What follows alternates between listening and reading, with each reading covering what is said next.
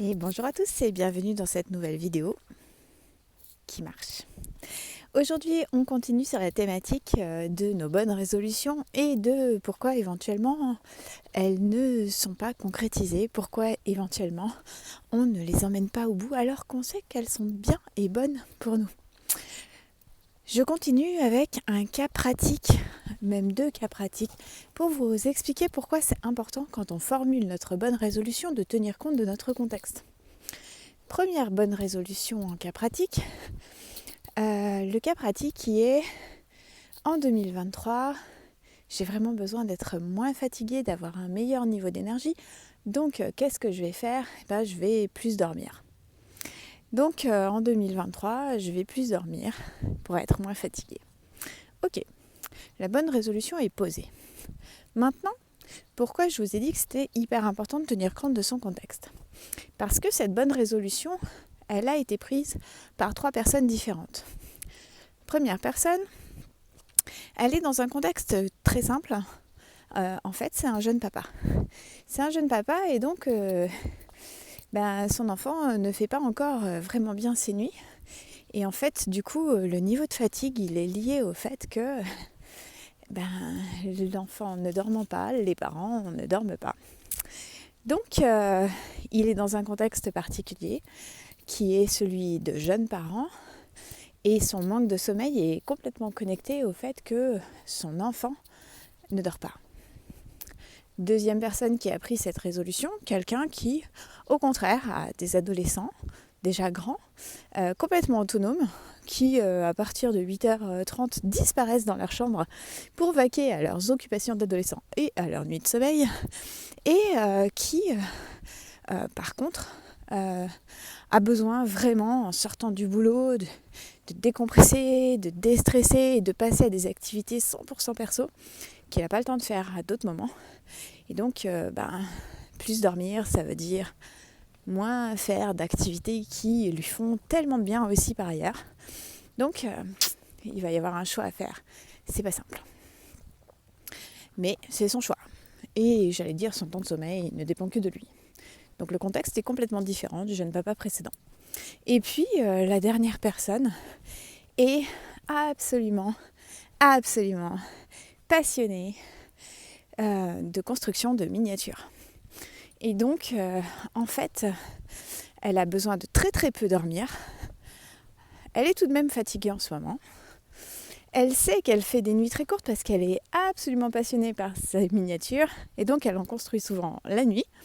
Parce que, après tout, être insomniaque, ça sert à ça. À pouvoir construire des choses géniales tout le temps.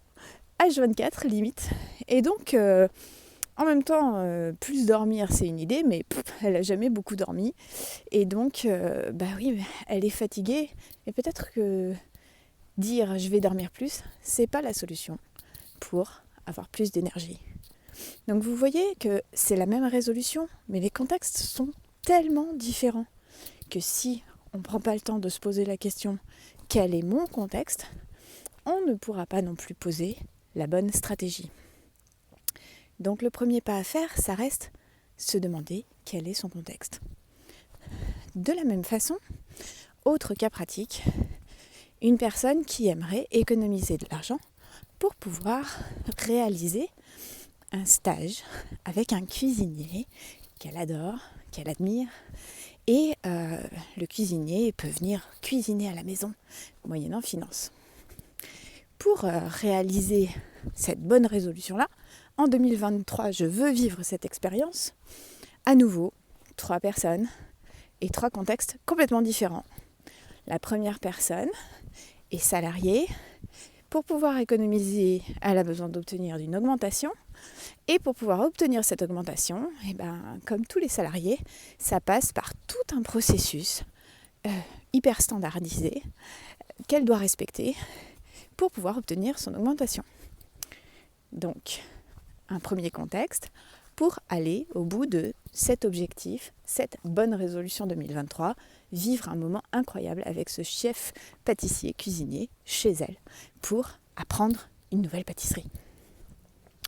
Deuxième personne qui veut obtenir la même chose, le même événement cette année, un indépendant. Un indépendant qui, s'il veut économiser cet argent-là, se dit qu'il pourrait et voudra avoir plus de chiffre d'affaires cette année et donc tout simplement va augmenter son chiffre d'affaires pour pouvoir augmenter ses économies. Troisième contexte, complètement différent, troisième façon d'obtenir de l'argent. La stratégie qui va être mise en place ne va pas être liée à je mets en place un processus qui va faire que.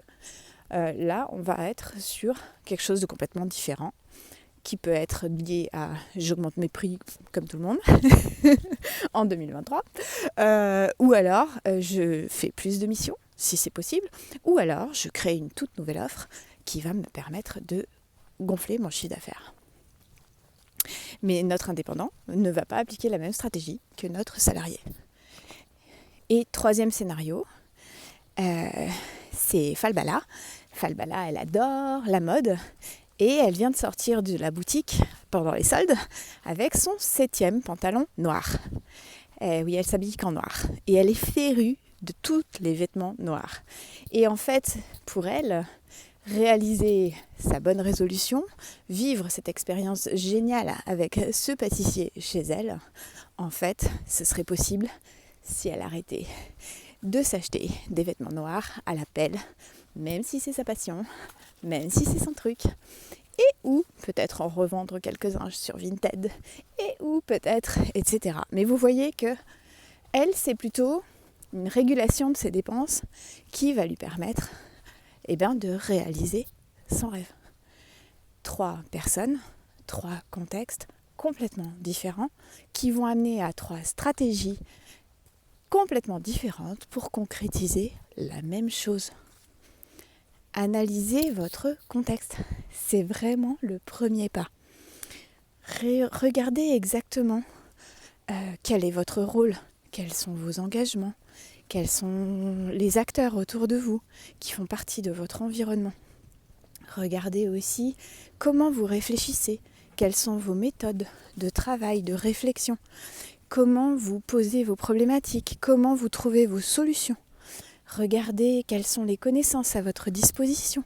Regardez quels sont vos moyens, quels sont vos outils, quels sont vos lieux dans lesquels vous pouvez soit vous réfugier, soit aller réfléchir, soit travailler, soit avancer, soit trouver du soutien. Regardez aussi quelles sont vos émotions, quel est l'état dans lequel vous êtes, votre niveau de santé, votre niveau d'énergie, votre niveau d'enthousiasme, d'espoir.